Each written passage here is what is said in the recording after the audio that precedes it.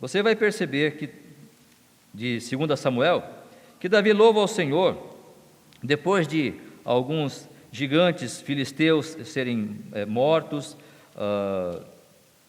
o próprio filho dele também, que se voltou contra ele, também é morto, o próprio Saul. Então, depois de todas estas vitórias de Davi contra Saul, contra Absalão, contra os gigantes filisteus, ele louva ao Senhor, ele adora a Deus. Na nossa vida, irmãos, não é diferente. Nós vamos ter algumas batalhas que vamos enfrentar. Esta semana, louvamos ao Senhor pela vida da pequena Catarina.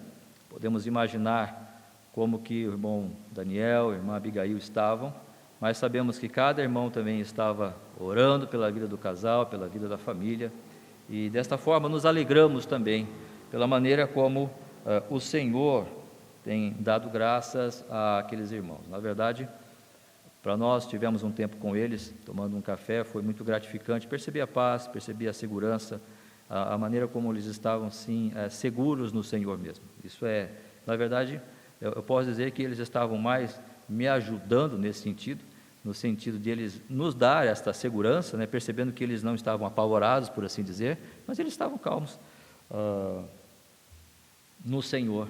E isto é gratificante, poder ver como que Deus pode suprir-nos desta capacidade de, em meio às lutas, às batalhas, às pelejas que enfrentamos, o Senhor mesmo vai nos dando isso, e é o Senhor quem peleja por nós.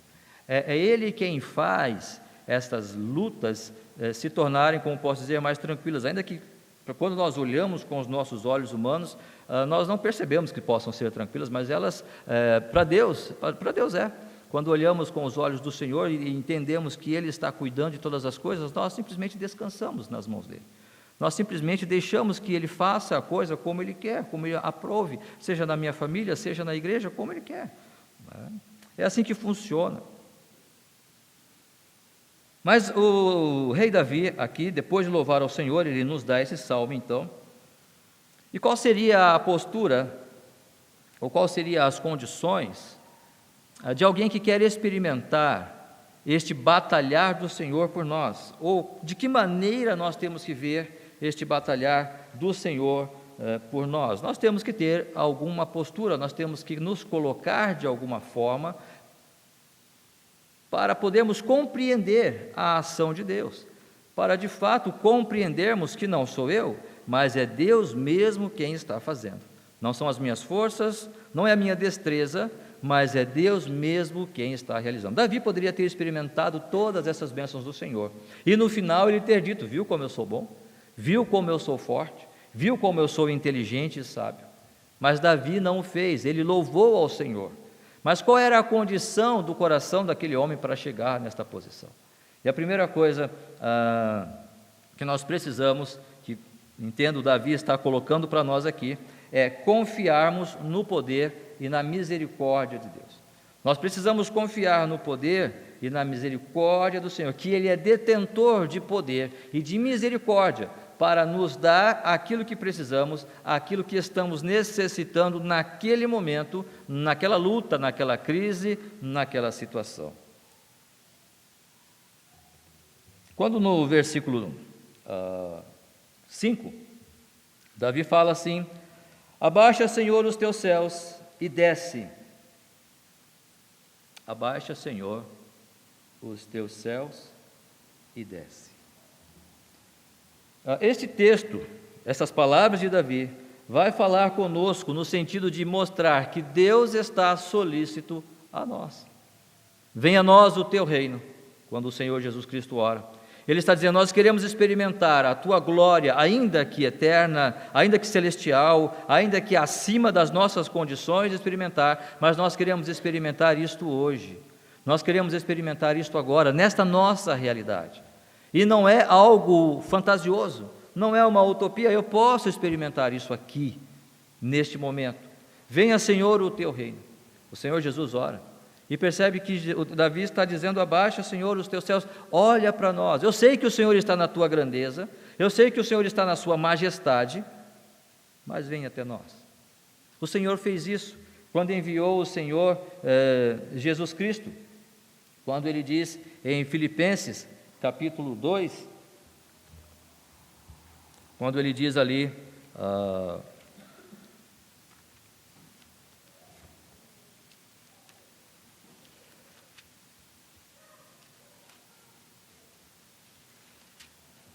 tende em vós o mesmo sentimento que houve também em Cristo Jesus, pois ele, subsistindo em forma de Deus, não julgou como usurpação o ser igual a Deus, mas antes a si mesmo se esvaziou, assumindo a forma de servo, tornando-se em semelhança de homens e reconhecido em figura humana. A si mesmo se humilhou, tornando-se obediente até a morte e morte de cruz. É Deus se tornando homem, é Deus sendo solícito ao homem, é Deus olhando para o ser caído que estava e enviando o seu Filho.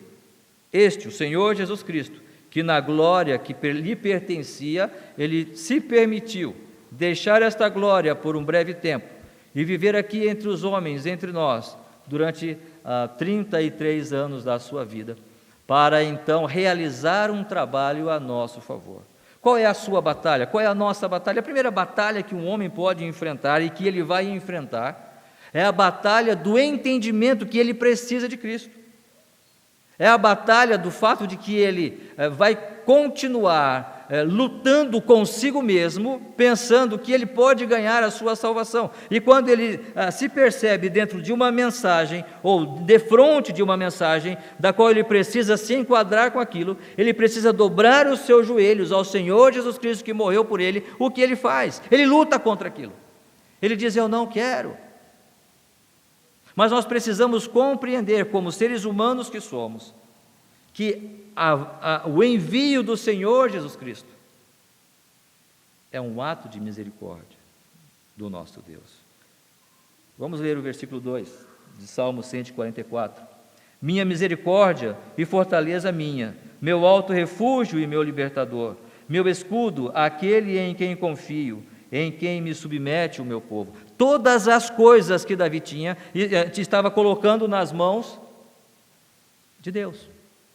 Ele era a misericórdia dele, ele era a fortaleza dele, era o alto refúgio, era o libertador dele, era o escudo dele, em quem me submete o meu povo. Davi era um rei. Senhor, estes homens não estão me seguindo porque eu sou simpático. Estes homens não estão me seguindo porque eu sou uma pessoa que conquistei grandes coisas ou grandes vitórias. Este povo não está me seguindo, Senhor, eu sei, porque eu sou uma pessoa que consigo realizar maravilhas. Não, eles estão me seguindo porque o Senhor está com eles. E o Senhor está transformando o coração deles, para eles ouvirem a Tua palavra, para eles ouvirem a Tua direção, pois Tu me colocaste, Senhor, como rei deste povo. Não sou eu, mas é Tu, Senhor. O que você tem? A tua família. Como você faz? Como nós fazemos? Tentamos dirigir com as nossas forças ou já entregamos nas mãos do Senhor? Para que Ele dirija conforme a vontade dEle, confiando na misericórdia dEle, entendendo que Ele é o nosso escudo. Não são as minhas formas, as minhas normas, as minhas regras.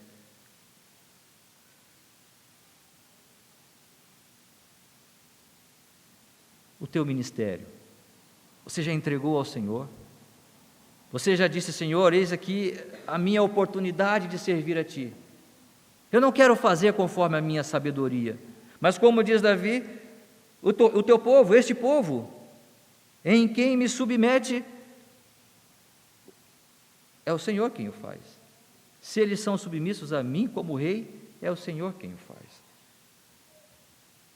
O teu trabalho, os teus bens, como eu disse, o teu ministério, a sua família, não é a sua destreza, não é o seu trabalho, mas é o Senhor mesmo quem faz isso mediante a ação do seu Espírito Santo na nossa vida.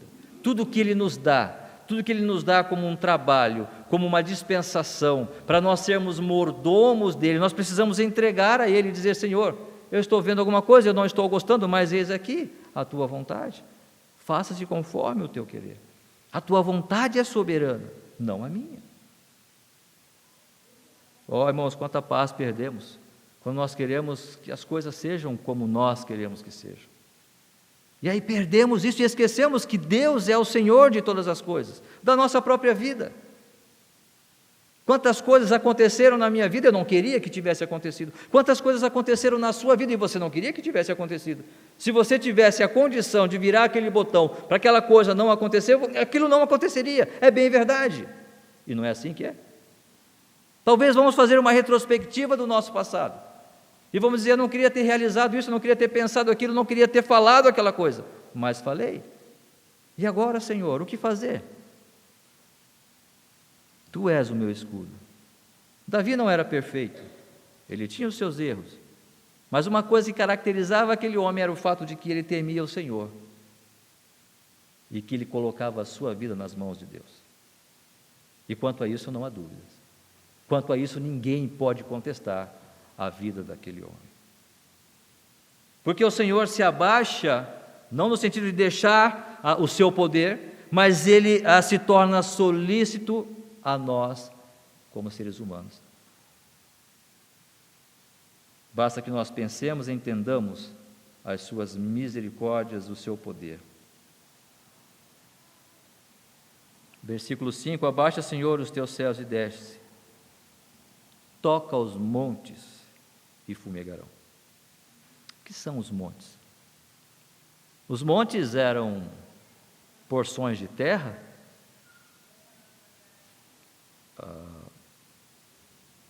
para onde os homens se refugiavam. Blumenau, por exemplo, na época de enchente, para onde nós vamos? Lugares mais altos, não é verdade? Quando você comprar um terreno em Blumenau, você vai procurar um local mais elevado para você morar, para fugir exatamente dos problemas de enchente. Espero que nunca mais aconteça, mas é sempre sensato a gente buscar algo dessa natureza. Lugares mais altos para a nossa proteção, lugares mais altos para nós estarmos seguros em alguma crise, em algum momento que possa acontecer. Os montes para Israel era exatamente isto, algo que representava segurança, que representava proteção, numa visão, numa perspectiva humana, é claro. Quando nós olhamos para o Salmo 125, por exemplo, Salmo de número 125,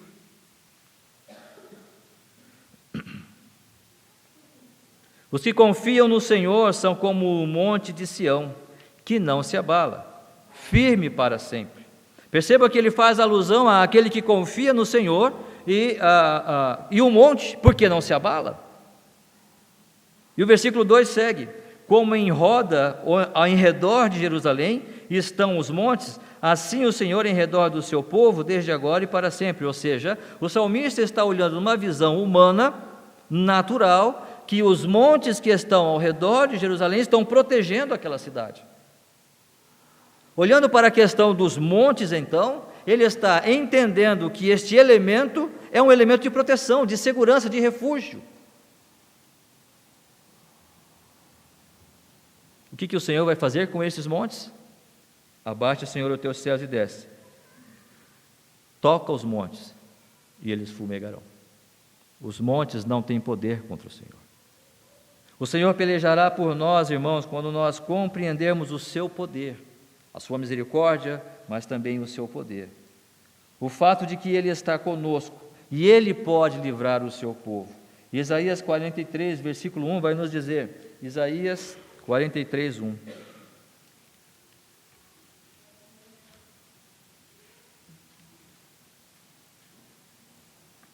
Quando o Senhor manda o profeta falar ao povo de Israel, em Isaías 43 ele diz: mas agora assim diz o Senhor que te criou, ó Jacó, e que te formou, ó Israel, não temas, porque eu te remi, chamei-te pelo teu nome, tu és meu. Quando passares pelas águas, eu serei contigo, quando pelos rios, eles não te submergirão. Quando passares pelo fogo, não te queimarás, nem a chama arderá em ti, porque eu sou o Senhor teu Deus, o Santo de Israel, o teu Salvador. Dei o Egito por teu resgate, a Etiópia e Sebá por ti, e ali Versículo 4: visto que foste precioso aos meus olhos, digno de honra, e eu te amei, e darei aos homens por ti e os povos pela tua vida. É Deus falando com o povo de Israel, mostrando o seu apreço, mostrando a sua solicitude àquele povo, mostrando que o seu poder é suficiente para livrá-los do fogo, das águas, livrá-los dos seus inimigos. O Senhor está conosco, irmãos. Se o Senhor já te resgatou, se você já recebeu a Cristo como Senhor e Salvador da sua vida, eu posso dizer, não por mim mesmo, mas pela palavra do Senhor, que Ele está para te guardar, para te livrar e proteger. Mateus 16, 18, talvez a maior barreira, como nós já temos falado, que possa existir é essa, mas essa o Senhor já quebrou. Quando o Senhor Jesus Cristo vai dizer em Mateus capítulo 16, verso 18, eu edificarei a minha igreja e as portas do inferno não prevalecerão contra ela. O que significa isso? Que as portas do inferno não vão prevalecer contra a minha igreja, porque nós já estávamos no inferno. Não significa que o inferno vai vir aqui e vai nos tomar, não. O que significa que nós já estávamos lá, e o Senhor foi lá e nos tirou. Qualquer porta que pudesse nos prender, Ele vai quebrar. Ele vai nos tirar de lá, vai nos arrebatar de lá e vai nos transportar para o reino do Filho do seu amor, vai nos transportar para a igreja, para fazermos parte de um grupo de pessoas que foram transformadas, que foram regeneradas e pensam única e exclusivamente na glória de Deus através da vida da igreja. Esse é o poder de Deus manifestado a iniciar na conversão, a iniciar no momento em que nós somos separados e totalmente arrancados daquele momento ou daquele estado em que estávamos, de perdidos que éramos. E só isso já é motivo grandioso, único, soberano para nós louvarmos a Deus pelo seu poder, porque nós não podíamos fazer isso. Mas Ele continua a nos proteger. 1 de Pedro capítulo 1. 1 de Pedro 1.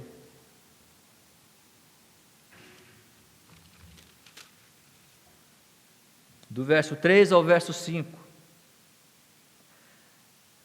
Bendito Deus e Pai de nosso Senhor Jesus Cristo, que segundo a sua muita misericórdia nos regenerou para uma viva esperança, mediante a ressurreição de Jesus Cristo dentre os mortos, para uma herança incorruptível, sem mácula, imarcessível, reservada nos céus para vós outros, que sois guardados pelo poder de Deus, mediante a fé para a salvação, preparada para revelar-se no último tempo. Perceba que o Senhor Jesus Cristo não somente nos salvou, Ele não somente nos tirou de lá, mas Ele nos guarda para essa salvação. Ele não somente nos tirou da perdição eterna, mas agora Ele está nos guardando também nesta salvação, mostrando que o seu poder é eterno e constante sobre nós. Basta que nós confiemos nesse poder. Assim como Davi falou lá: Senhor, abaixa sobre os montes e eles fumegarão. Tudo aquilo que nós temos como precioso, como valoroso, como aquilo que vai nos dar refúgio, que vai nos dar poder, que vai nos dar de alguma forma alguma segurança, sejam riquezas, sejam sabedorias, seja fama, enfim, seja lá o que for que eu tenho, que eu me embase e que eu me estribo nestas coisas, eu tenho que dizer: Senhor, nada disso me serve. Essas coisas podem para mim, como ser humano, ser um monte muito forte, inabalável, mas para o Senhor isto nada é.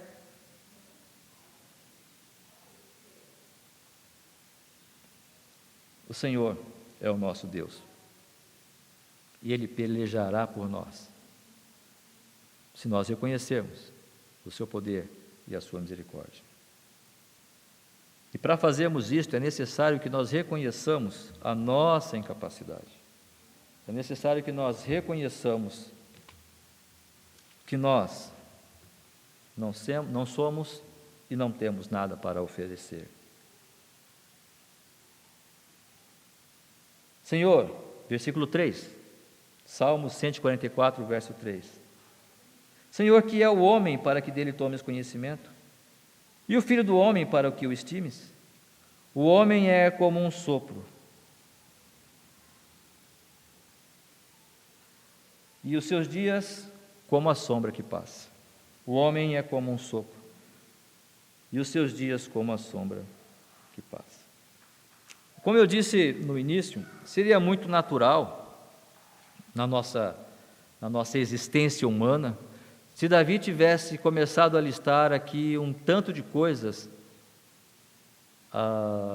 positivas sobre os seus feitos, um tanto de coisas interessantes que ele realizou, e dissesse: olha, Senhor, Saul realmente, o homem era terrível, não é?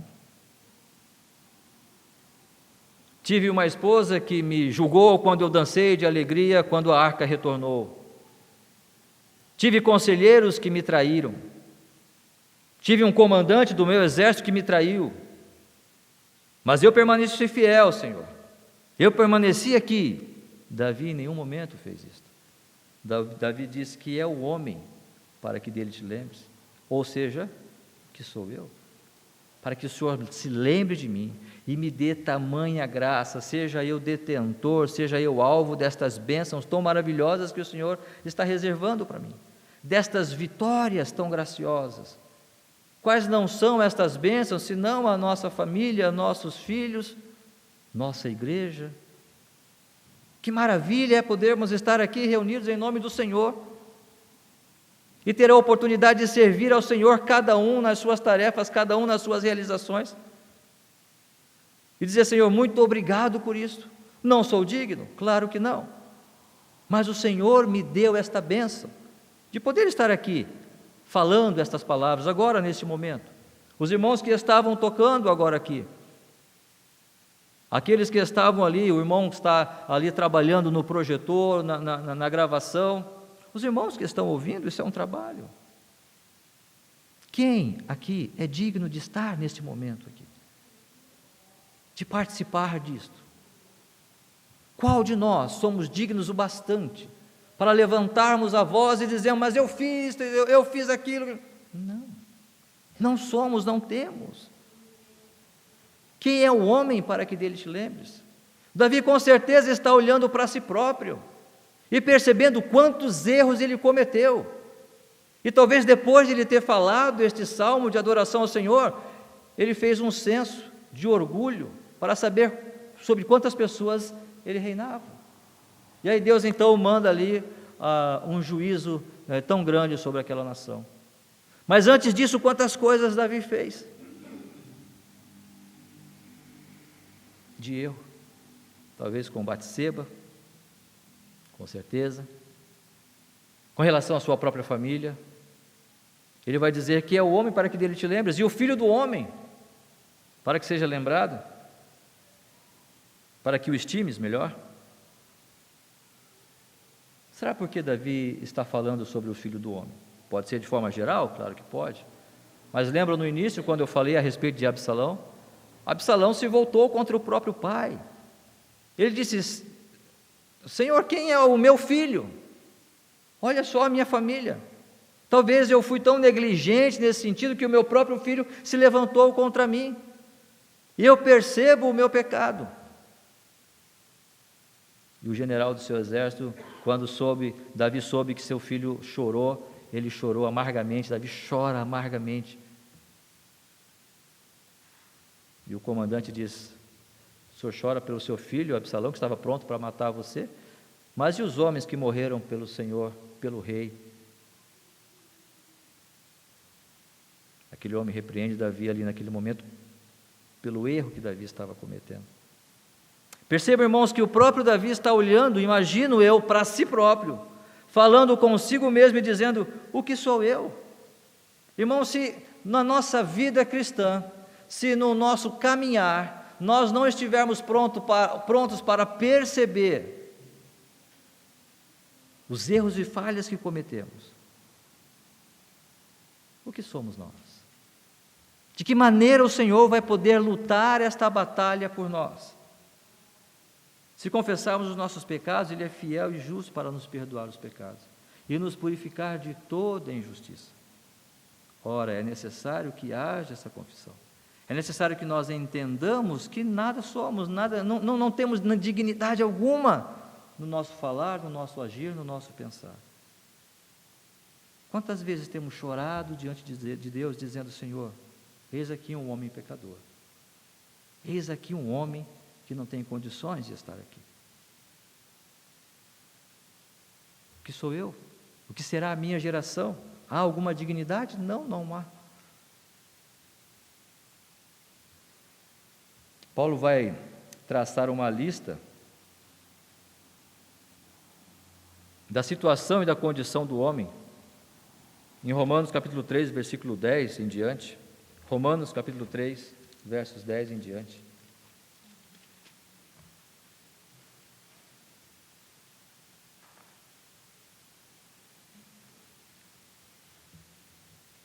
Como está escrito, não há justo nenhum sequer, não há quem entenda, não há quem busque a Deus. Todos se extraviaram, a uma se fizeram inúteis, não há quem faça o bem. Não há nenhum sequer. Verso 13, a garganta deles é sepulcro aberto, com a língua urdem engano, veneno de víbora está nos seus lábios. A boca eles a têm cheia de maldição e de amargura. São os seus pés velozes para derramar sangue, nos seus caminhos há destruição e miséria. Desconheceram o caminho da paz, não há temor de Deus diante de seus olhos. Esta é a situação do homem. Mas é a situação do homem que está lá perdido, né, pastor? Que está lá no boteco agora, que está bebendo. Não, é a minha situação, é a sua situação, é de nós todos. Se não for assim, não estaria aqui. É claro que fomos transformados, amém? Se nós já tomamos uma decisão ao lado de Cristo, com certeza já fomos transformados nessa condição. Mas o pecado continua em nós. Não somos melhores. Fomos agraciados por Deus. Isto sim. Mas não nos tornamos melhores homens, melhores mulheres, por causa disto. Muitas vezes, irmãos, Deus não trabalha, Deus não age, Deus não peleja as nossas batalhas. Porque de alguma forma nós queremos nos considerar alguma coisa. Queremos entender que temos as condições de fazer por nós mesmos. Quando na verdade não temos. É necessário que nós reconheçamos essas nossas fraquezas e debilidades. Eu não consigo fazer isto. O Espírito Santo o fará por mim e por você. Agora, o quanto disso eu estou querendo? O quanto disto eu estou desejando?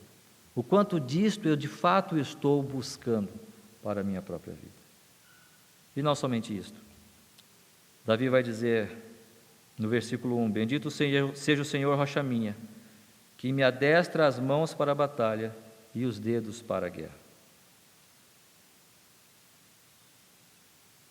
O Senhor é a nossa rocha, o Senhor é o nosso escudo, o Senhor é o nosso libertador, mas para que tudo isso? O Senhor quer lutar esta batalha por nós, sim, mas não simplesmente para nós ficarmos parados, olhando como se nada pudéssemos fazer ou devêssemos fazer. E perceba que Davi vai dizer que me adestra as mãos para a batalha e os dedos para a guerra. O Senhor adestra, ou seja, o Senhor treina as minhas mãos para a batalha e os dedos para a guerra. O que será que está envolvido aqui nessas palavras? O que será que Davi quer dizer? O que a palavra de Deus quer falar para nós?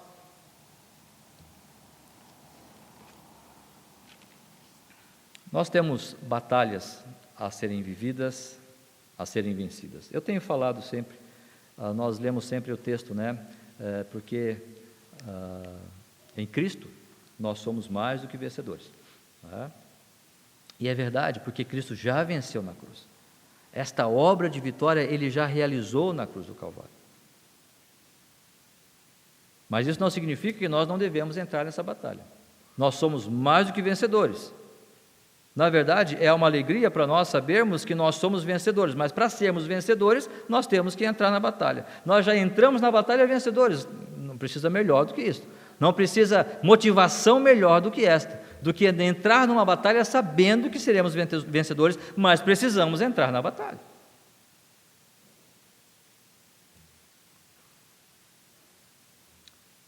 Nós, por exemplo, podemos olhar, não para a vida de Davi, eu queria falar sobre um outro homem agora. Lembram quando Deus chama Josué para liderar o povo, para conquistar a terra até chegar à terra prometida? Josué capítulo 6.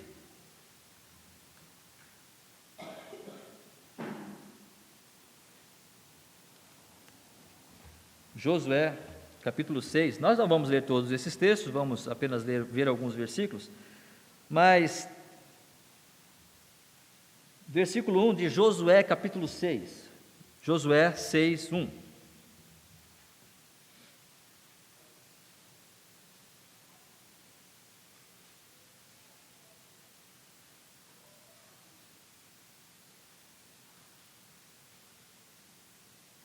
Ora, Jericó estava rigorosamente fechada por causa dos filhos de Israel. Ninguém saía nem entrava. Então disse o Senhor a Josué: olha, entreguei na tua mão Jericó, o seu rei e os seus valentes.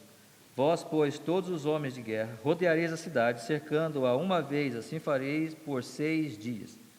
E aí, nós poderíamos seguir o texto, como eu disse, é um texto um pouco longo, e nós não vamos ler tudo isso, mas mostra que Jericó estava rigorosamente fechada.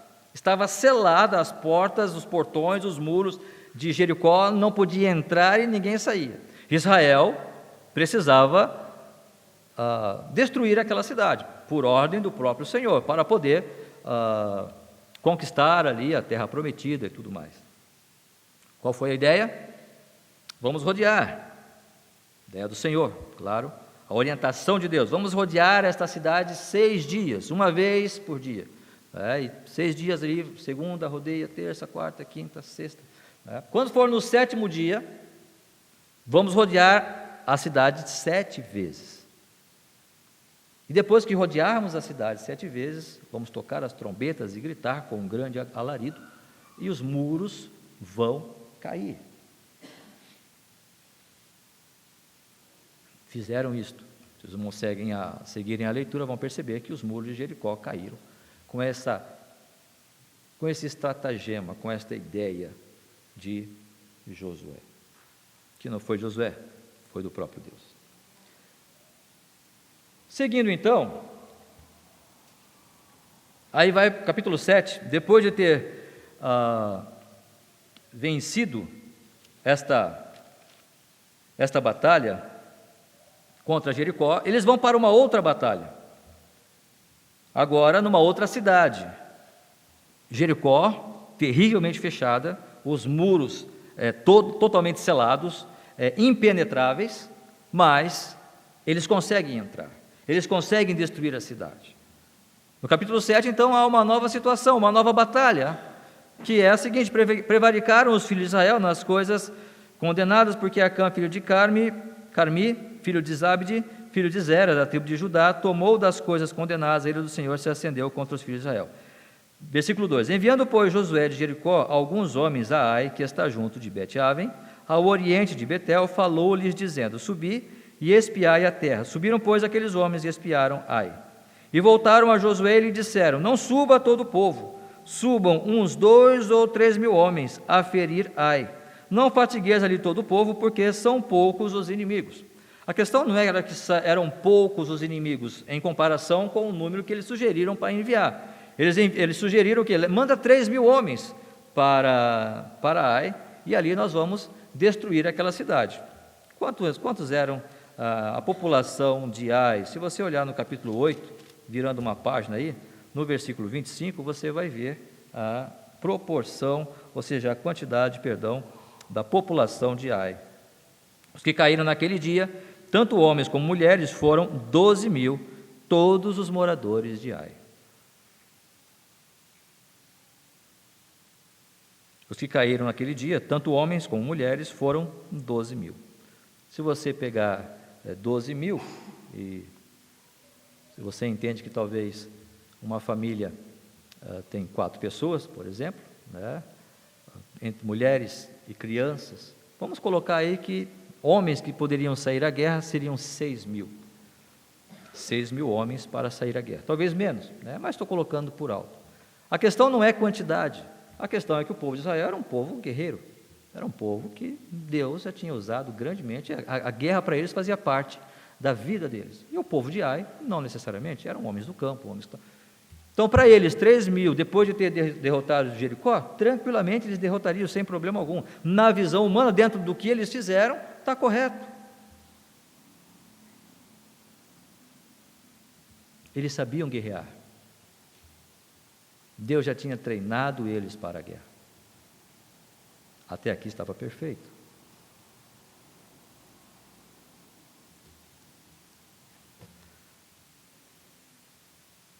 Ele adestra as mãos para a batalha.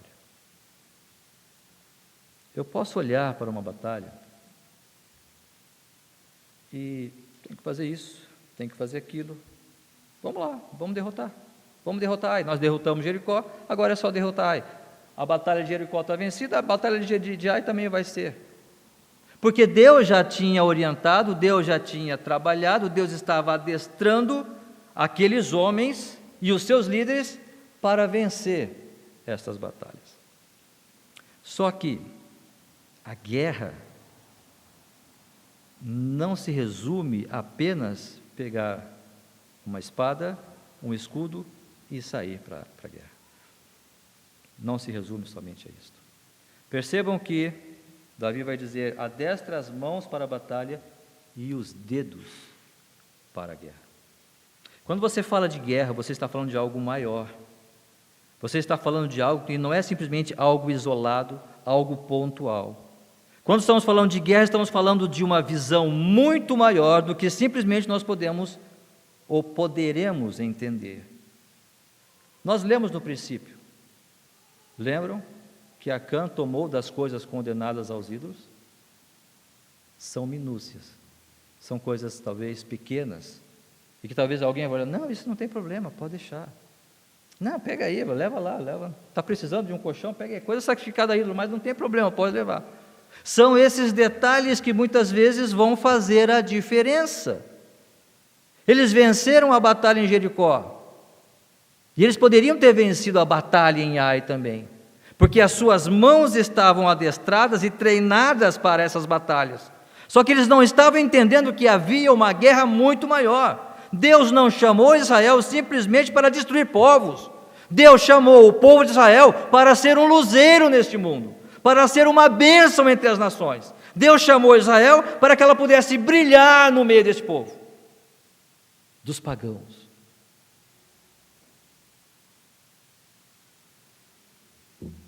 Estamos brilhando, irmãos?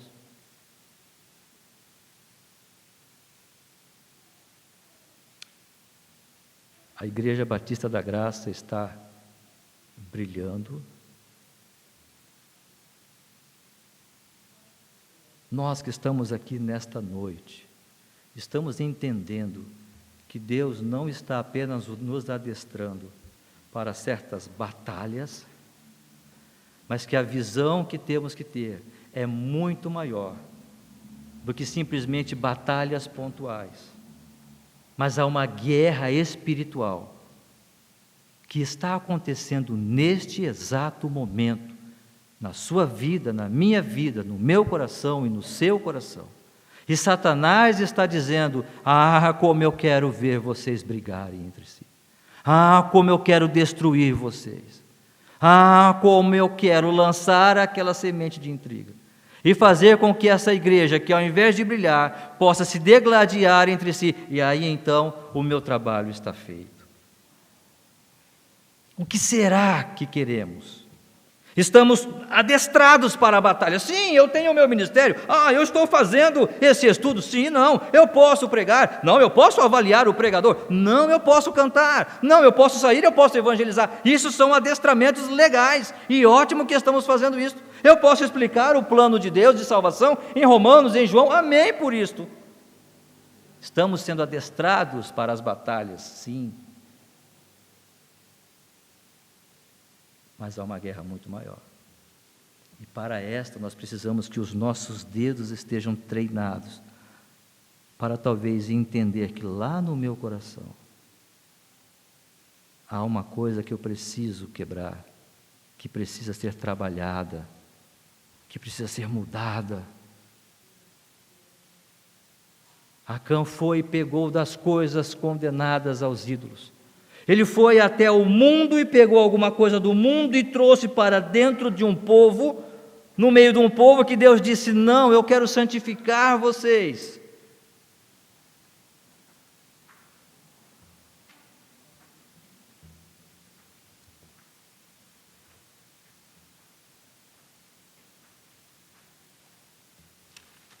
Eu quero que vocês vivam na dependência minha. Deus pode nos dar muitas direções, irmãos, e Ele nos dá direções sobre a nossa família. Como é o papel do pai? Como é o papel da mãe? Qual deve ser o papel do esposo e da esposa? E o relacionamento dos filhos? Tudo isso nós já sabemos. Tudo isso aí, como diz um dos nossos poetas dos anos 70, a lição sabemos de cor, só nos resta aprender. Nós já sabemos tudo isso.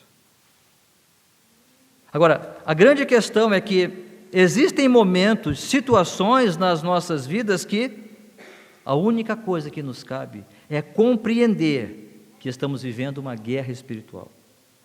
Efésios capítulo 6, versículo 10.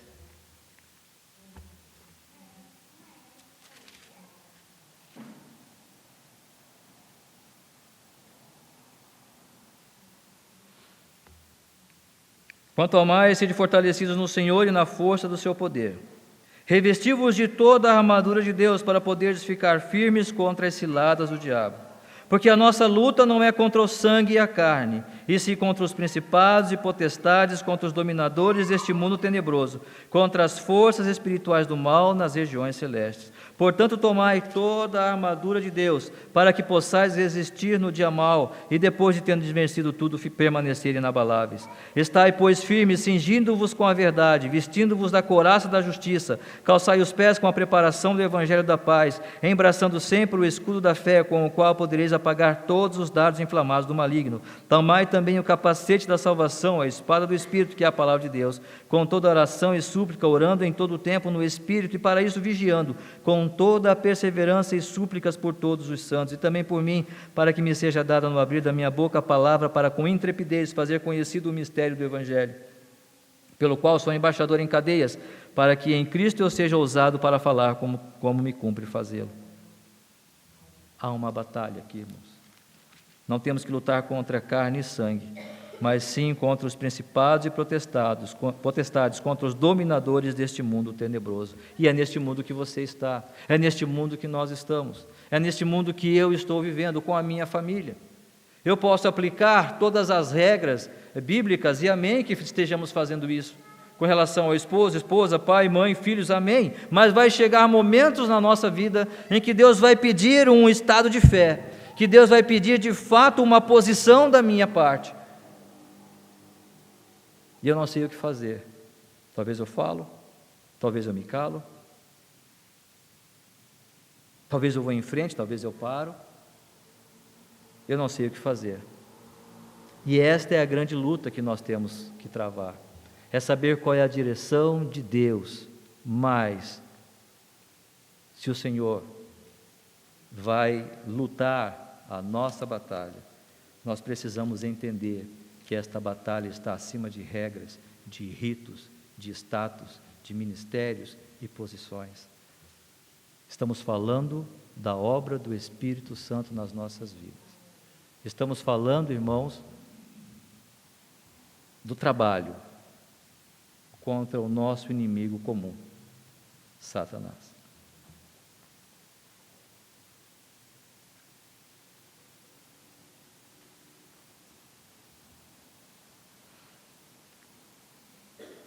Sabe para quê? Bendito seja o Senhor. Versículo 1. Davi começa com uma palavra de adoração a Deus, para que Deus seja louvado e exaltado. No versículo 9, a Ti, ó Deus, Salmo 144, 9, a Ti, ó Deus, entoarei novo cântico, no saltério de 10 cordas, Te cantarei louvores. Isto é mais do que tocar um instrumento, isto é mais do que cantar um louvor afinado. Estou falando de minha vida. E quantas vezes eu tenho chorado, eu tenho derramado o meu coração, tenho, como diz Paulo, esmurrado o meu próprio corpo, porque muitas vezes eu não consigo adorar a Deus.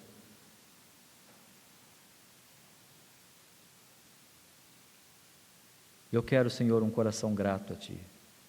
Eu quero um coração que realmente glorifica o Teu nome, que não esteja buscando os meus próprios benefícios, mas que o Senhor seja glorificado na minha vida, na vida da minha família, na vida desta igreja. Esse treinamento não é fácil, não. Não é gostoso.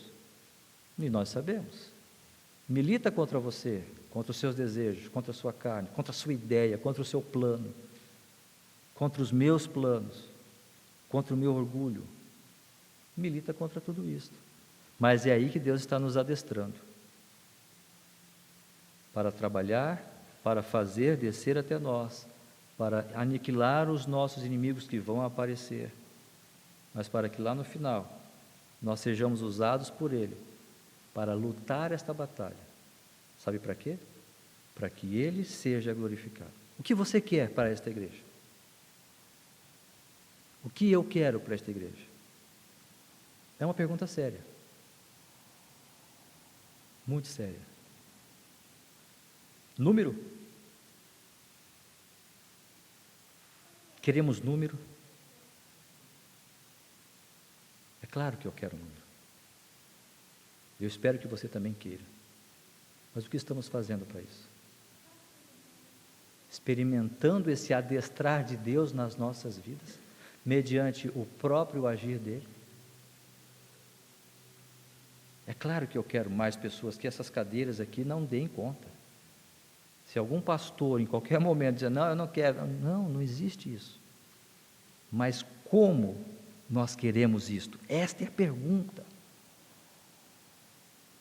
O Senhor Jesus Cristo chamou os seus e disse, vocês querem retirar-se também? Ou é uma visão minha apenas? Não. É claro que Ele queria que todos aqueles que estavam ali seguissem e ouvissem-o. Mas Ele queria isso com qualidade, mas para ter esta qualidade, Ele vai dizer, olha, as raposas têm seus covis, as cobras têm seus ninhos, mas eu não tenho onde reclinar a cabeça. Você está disposto a andar comigo? Você está disposto a passar por esta luta junto? Para que Deus seja glorificado? Eu desci até vocês. Eu estou disposto a descer?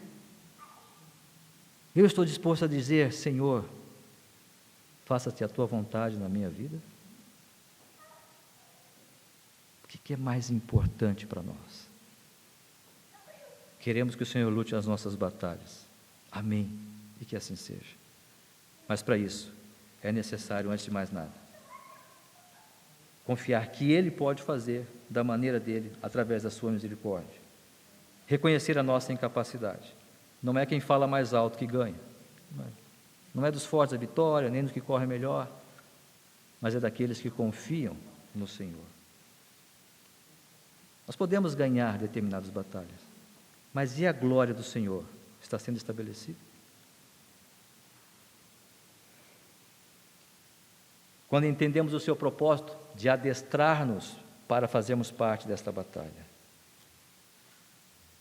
transformando-nos, abrindo a nossa visão para o fato de que a batalha principal não é quantas pessoas evangelizamos, quantas pessoas nós chamamos, quantas pessoas nós temos sentado, mas como Deus está sendo glorificado e a obra o império das trevas está sendo destruído através do nosso trabalho, da pregação do Evangelho e do nosso louvor de um coração grato ao nosso Deus. Que o Senhor nos abençoe, que o Senhor fale comigo, que o Senhor fale com você, com cada um de nós, para que a sua glória seja evidenciada. Este seja o seu propósito, para o louvor e exaltação do seu nome. Vamos ficar em pé? Vamos cantar mais uma vez, quão formoso és, tua glória enche a terra, tua glória enche os céus, tua glória enche minha vida, Senhor.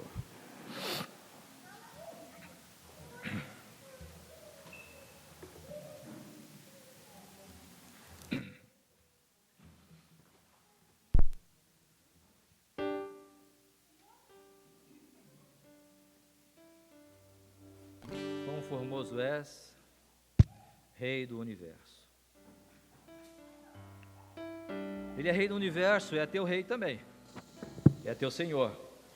Será exaltado, nós cantamos também, será exaltado em celeste lar, cada olho o verá, vindo lhe adorar.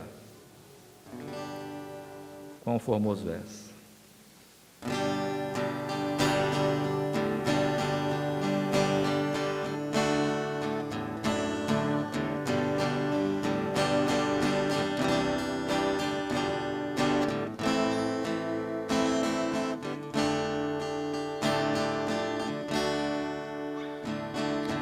Quão formoso és, Rei do universo, tua glória enche a terra, enche os céus. Tua glória enche a terra, tua glória enche os céus. Tua glória enche minha vida, Senhor.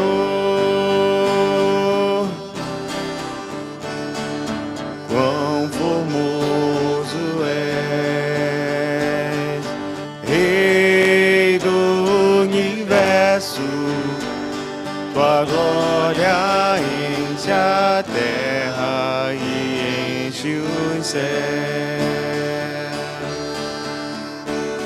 Tua glória enche a terra, tua glória enche os céus, tua glória enche minha vida, Senhor.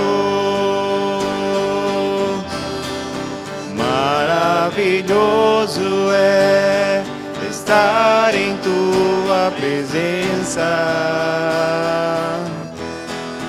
Maravilhoso é poder te adorar.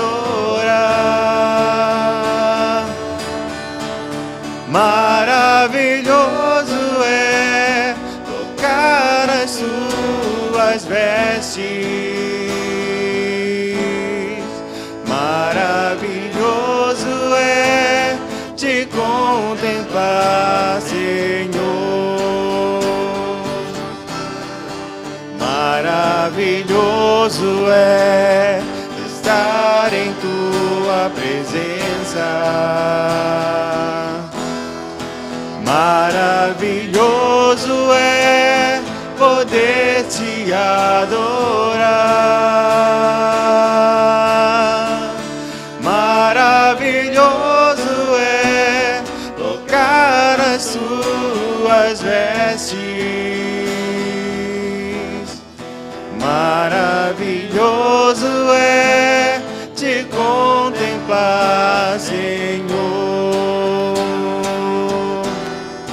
Maravilhoso é te contemplar, Senhor, te contemplar. Maravilhoso é te contemplar, Senhor.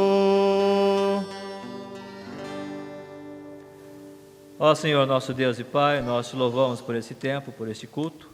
Abençoe, ó Pai, a Tua palavra em nossos corações, para que ela possa encontrar corações desejosos, de fato, de aplicá-la na sua vida. Muito obrigado, nós oramos e agradecemos em nome de Jesus. Amém.